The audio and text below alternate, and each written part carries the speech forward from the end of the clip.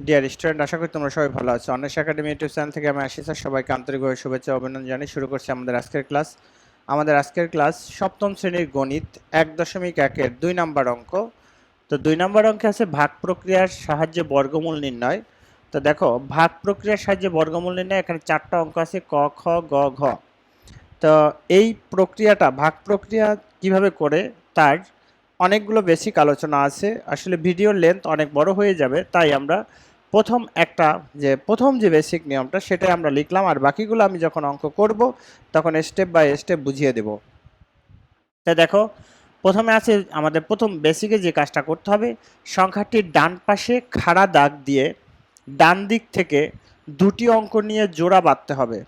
এই ভাগ প্রক্রিয়ায় বর্গমূল নির্ণয়ের প্রথম যে শর্ত কিংবা প্রথম যে নিয়মটা অনুসরণ করতে হবে তা হচ্ছে যে সংখ্যাটির ডান পাশে। তাহলে দেখো, আমরা একটা অঙ্ক এখানে আমি ক নাম্বার অঙ্কটা কিভাবে করব তা সাজাই, তাহলে বাকি ব্যাখ্যাটা তোমরা বুঝতে পারবা। তাহলে এখন দেখেন, এখানে কি বলেছে, সংখ্যাটির ডান পাশের খাড়া দাগ, এই ডান পাশে একটা খাড়া দাগ দিব, খাড়া দাগ দিয়ে দিলাম, ডান পাশে খাড়া দাগ দিয়ে ডান দিক থেকে দুটি অঙ্ক নিয়ে জোড়া বাঁধতে হবে। এই যে এভাবে আমাদের জোড়া বাঁধতে হবে। ডান দিক থেকে দুইটা অঙ্ক নিয়ে একটা জোড়া করলাম। এখানে আছে পরেরটা হচ্ছে একটা সংখ্যা, এটার সাথে কোনো জোড়া হয় না, তাই আমরা জোড়া করি নাই। এরপরে এই যে দেখো, প্রথমে আমরা সংখ্যাটির ডান পাশে একটা খাড়া দাগ দিব। তাহলে ডান পাশে একটা খাড়া দাগ দিলাম। ডান পাশে খাড়া দাগ দিয়ে কি করব, যে দুইটা অঙ্ক নিয়ে, ডান দিকের দুটো অঙ্ক নিয়ে একটা জোড়া তৈরি করব। ডান দিকের দুইটা অঙ্ক নিয়ে একটা জোড়া তৈরি করব। তারপরে আমাদের যে কাজটা করতে হবে সেটা হলো, দেখো, জোড়াবিহীন বা জোড়া ছাড়া যে সংখ্যাটা আছে সেই সংখ্যার মধ্যে কোনো বর্গ সংখ্যা আছে কিনা সেটা আমাদের খুঁজে বের করতে হবে। তাহলে দুইয়ের মধ্যে একটা বর্গ সংখ্যা, সাধারণ বর্গ সংখ্যা আছে 1। তো 1-এর বর্গ করলেও যা হয়। দেখো, তাহলে এখন আমরা একটা সংখ্যা নিলাম 1, 1 একে 1। তাহলে এখন এই যে প্রথম জোড়াবিহীন সংখ্যার পূর্ববর্তী বর্গ সংখ্যা বসিয়ে এখন আমরা কি করব, বিয়োগ করব। বসায় বিয়োগ, 1 থেকে 1 বিয়োগ করলে 1 হয়। এরপর বিয়োগ করে নিচে তার পূর্বে কি করব, বর্গ সংখ্যা বসিয়ে বিয়োগ করতে হবে। তারপর হচ্ছে খাড়া দাগের, এখন এখানে খাড়া দাগ দিতে হবে। এখন আমাদের কি করতে হবে, এই যে বিয়োগ ফলের যে সংখ্যাটা আছে তার বাম দিকে একটা খাড়া দাগ দিব।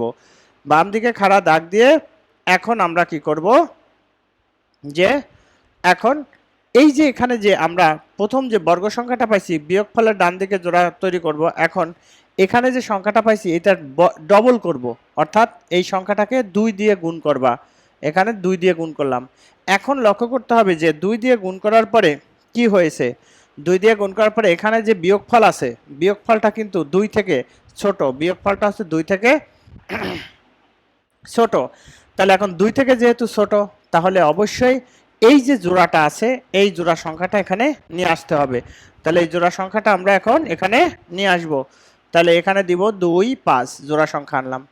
এখন এমন একটা সংখ্যা খুঁজে বের করতে হবে, এখন কি করতে হবে, এমন একটা সংখ্যা খুঁজে বের করতে হবে যেন সেই সংখ্যাটা এখানে বসালে পরে যা হয় তাকে গুণ করলে এখানে সংখ্যাটা হয়।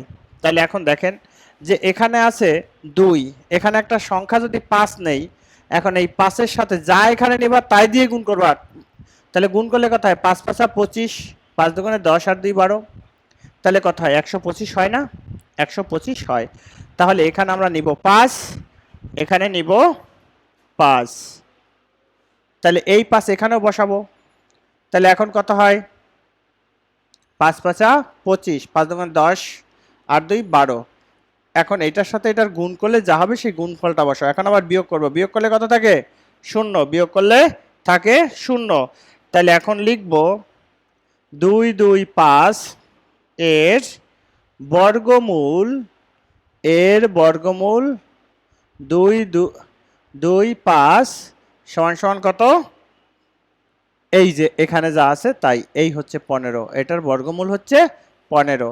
তো ডিয়ার স্টুডেন্ট, আশা করি তোমরা বুঝতে পেরেছো। আমি আবার বুঝাই, এই যে বর্গমূল, ভাগ প্রক্রিয়ার বর্গমূল আমাদের এই যে বইয়ের দেখবা একটা দুইটা পেজ ঘোরালে পরেই তোমরা বর্গ সংখ্যা বর্গমূলের একটা চার্ট পাবা, চার্টটা খুব ভালো করে মুখস্থ করে নিবা, তাহলে ভালো হবে।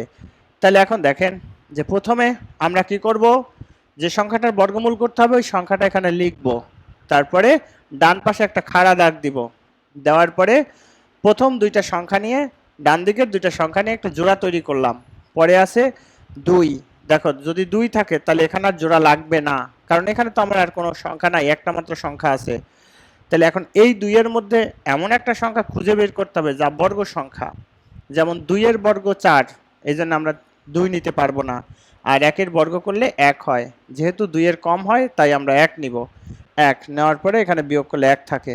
এখন এখানে যে সংখ্যাটা 1 নিছিলাম ওইটার ডবল করব, মানে 2 দিয়ে গুণ করব। 1 কে 2 দিয়ে গুণ করলে 2 একে 2। এখন দেখলাম এখানে 2 আর এখানে বিয়োগফল হয়েছিল 1, 1 অবশ্যই 2 থেকে ছোট, তাই আমরা কি করব, এখানে যে জোড়াটা ছিল সেই জোড়াটা এখানে নিয়ে আসব। এখানে নিয়ে আসার পরে আমরা দেখলাম 125 হয়েছে। তাহলে এই 2 এর পাশে এমন একটা সংখ্যা নিবা যে সংখ্যাটা নেওয়ার পরে সংখ্যা গঠিত হয়েছে কত, 25, এই 25কে আবার সেই সংখ্যা দ্বারা গুণ করতে হবে। 5 নিয়েছি তাহলে 25 হয়েছে, গুণ করব কত দিয়ে, আবার 5 দিয়ে। এই যে দেখো 25 গুণ 5 125, এখানে 125 বিয়োগ করলে 0 হয়। তাহলে 225 এর বর্গমূল, এই বর্গমূল চিহ্ন হচ্ছে রুট 225, 225 এর বর্গমূল এখানে কত পাইছি আমরা, 15 হয়েছে, তাই এখানে লিখবো আমরা 15। এই হচ্ছে আমাদের অঙ্কের উত্তর। তো আশা করি তোমরা বুঝতে পারছো, এইভাবেই আমরা সবগুলো অঙ্ক করব। তাহলে উত্তর 15। তো দেখেন এরপরে আমরা যাব আমাদের অঙ্কের, আজকের অঙ্কের খ নাম্বার অঙ্কটা।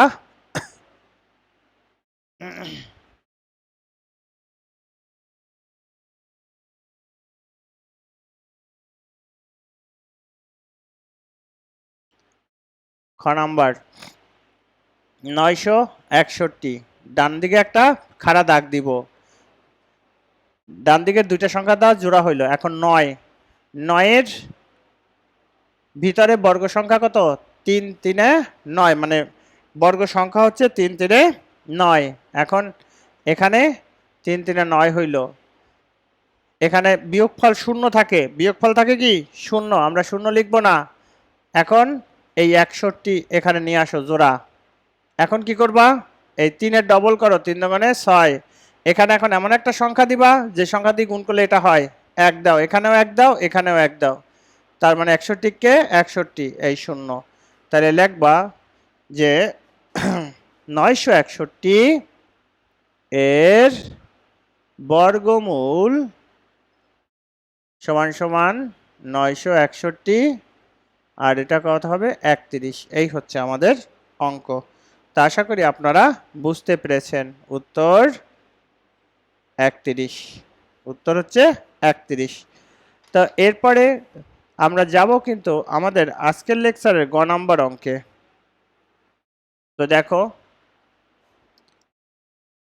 আমাদের প্রক্রিয়াটা, প্রথমে সংখ্যাটা লিখে ডান দিকে একটা খাড়া দাগ দিব, ডান দিকের প্রথম দুটো সংখ্যা নিয়ে জোড়া করব।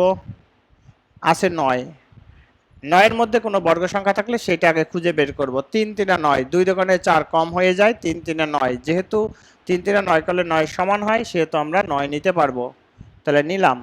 এখন বিয়োগ করলে 0 থাকে, আচ্ছা 0 লেখার দরকার নাই, 3 এর ডবল করলে 6 হয়, আর এই জোড়া সংখ্যাটা নিয়ে আসো 61। তাহলে 6 এর পরে 1 বসালে 61 হয়, আর 1 দিয়ে গুণ করলে তো মানের পরিবর্তন হবে না, 61 থাকবে। তাহলে 61 কে 61 বিয়োগ করলে 0 থাকে।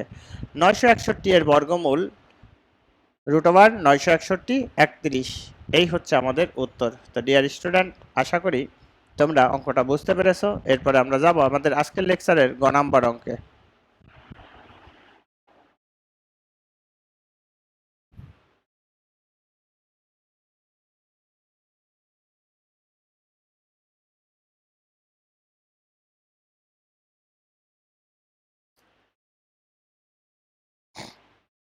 তিন 9 6 9, খাড়া দাগ দিলাম, এই জোড়া করলাম, পরে আবার দুইটা সংখ্যা আছে তখন এটাও জোড়া করতে হবে। তাহলে এখন এমন একটা সংখ্যা খুঁজে বের করো যে সংখ্যাটার বর্গ সংখ্যা 39 কিংবা 39-এর সমান কিংবা এর কাছাকাছি, তাহলে 6 6 36, 36 কি 39-এর কাছাকাছি, যেহেতু কোনো সংখ্যা নাই তাহলে এখন এটা বিয়োগ করো, 6 আর 3 9, আর এটা বিয়োগ করলে 0।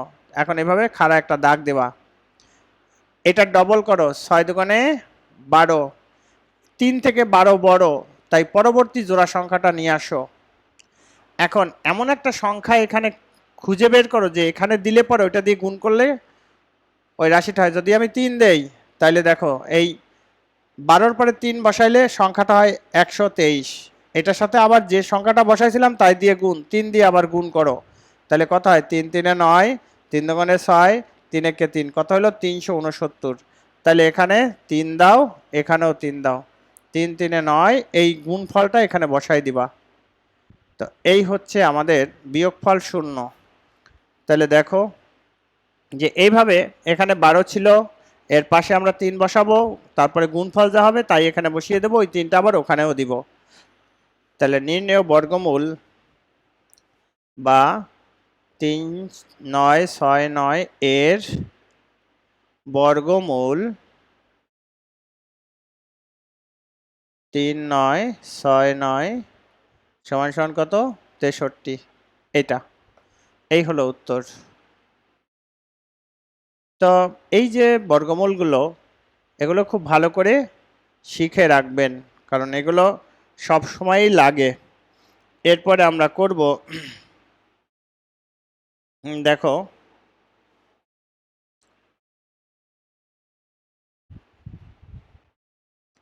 পরেরটা, এখন যাব আমরা ঘ নাম্বার অঙ্কে।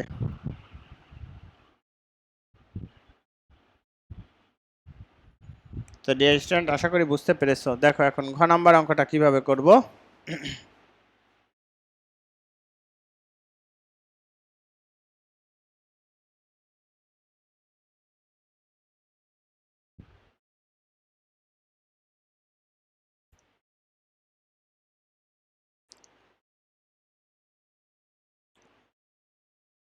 খাড়া দাগ দাও ডান পাশে, এটা দিয়ে একটা জোড়া, এটা দিয়ে একটা জোড়া, কারণ জোড়া হয় কি দুইটা সংখ্যা নিয়ে একটা জোড়া।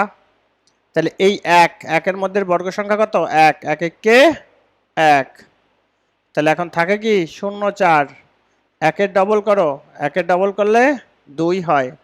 এখন দেখো যে একের ডবল করলে 2 হয়, কিন্তু সেটা আমাদের করা যায় না। হ্যাঁ, তাহলে এখন যদি করা না যায় সেই ক্ষেত্রে আমরা কি করব,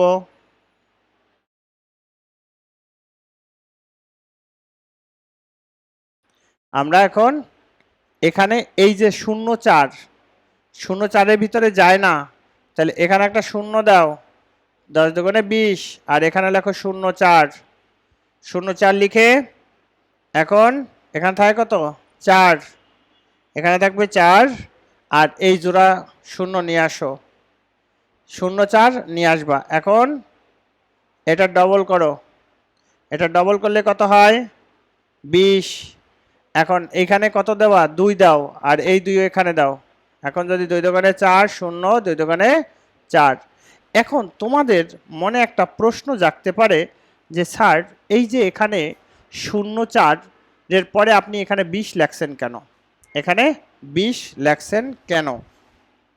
দেখেন এখানে একের মধ্যে একটা সংখ্যা গেছে, এখানে আমাদের এই 0 4 নিয়ে আসলাম, তাহলে 0 4 নিয়ে আসলে এখানে একটা 0 10, যদি 10 10 কে 100 হয় না, আমরা 10 10 কে 100 দিয়ে করতে পারি।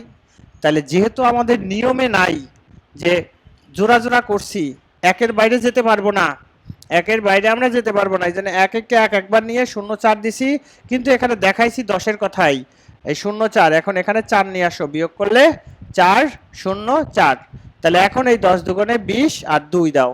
এইখানে এই একটা অঙ্কটা এই কারণেই এটা পরীক্ষায় আসে, এই কারণে এটা পরীক্ষায় আসে যে তুমি এখানে কি কাজটা করো, তুমি কি এখানে 104-এর মধ্যে করবা না 1-এর মধ্যে করবা। তা এইটা স্যারেরা যাচাই করার জন্যই এই অঙ্কটা পরীক্ষায় দিয়ে থাকে।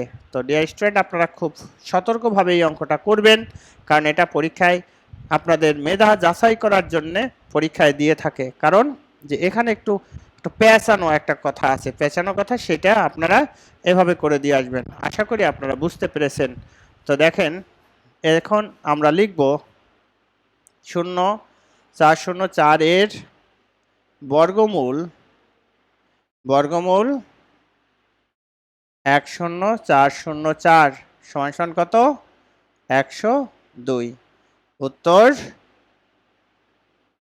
102, এটাই হচ্ছে আমাদের উত্তর। তো ডিয়ার স্টুডেন্ট, আশা করি তোমরা বুঝতে পেরেছো।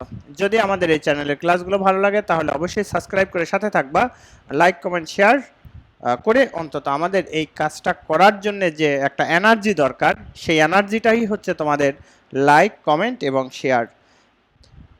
অন্বেষা একাডেমি ইউটিউব চ্যানেল থেকে আমি আশিস স্যার আজকে বিদায় নিচ্ছি। দেখা হবে পরবর্তী কোনো একটা লেকচারে।